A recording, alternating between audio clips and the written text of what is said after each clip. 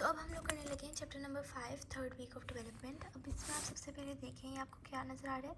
ये सिंसिट्रोफोब्लास्ट है, ये साइटोट्रोफोब्लास्ट है, और अब ये हमारे पास एक्स्ट्रा एम्ब्रियोनिक मेसोडर्म है।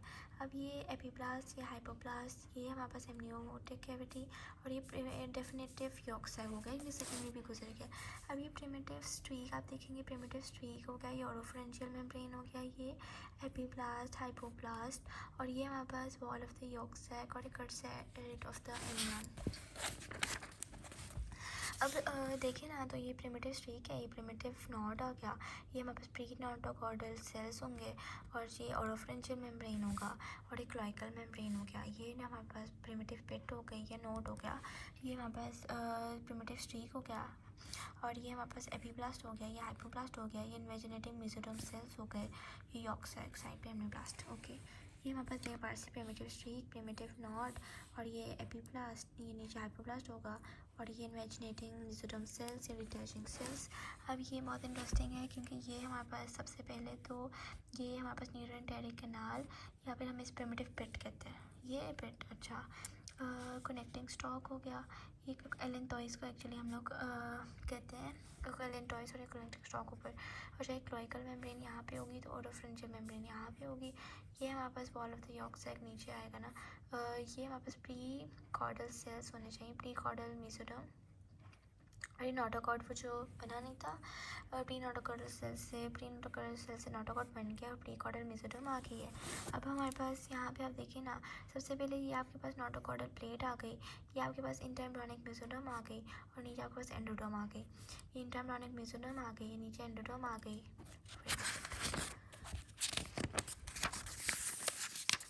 अच्छा, ये हमारे पास को जॉइंट ट्विन्स होते हैं, गूजी कोई चीज़ है उसकी ओवरी फिशन से बनते हैं, ठीक है। अब ये हमारे पास प्रिमिटिव स्ट्रीक, प्रिमिटिव नॉड, और ये ओरोफरेंजियल मेम्ब्रेन, क्लोइकल मेम्ब्रेन, ये भी वही है, और इसमें बस ये है कि ये हमारे पास प्रिमिटिव आई थिंक नोटोकॉर्ड आ जाएगा, और ये हमारे पास न्यूरल ट्यूब, और न्यूरल ट्यूब की साइड पे बन गई ना।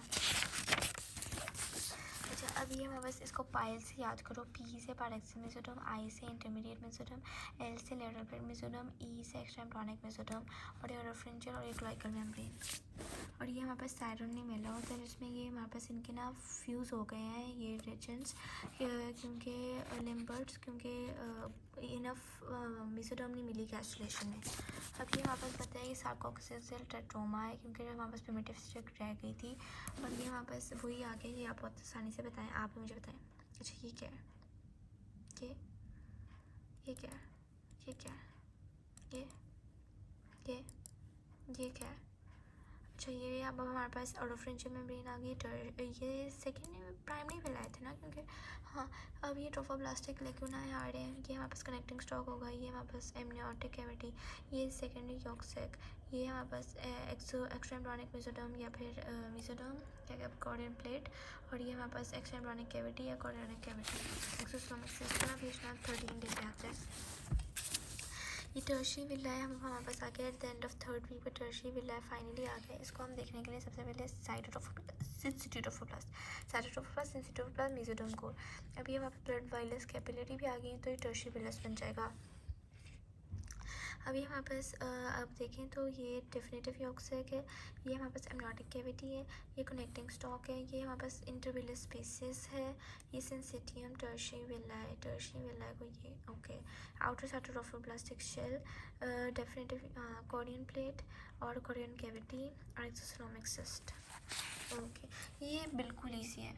जो ये गुड़बुड़ किए हुए ये सिर्फ कैपिलरीज है, और ये हमारे पास वही cytotrophoblast, maternal vessels, that's it, connecting stock, बस।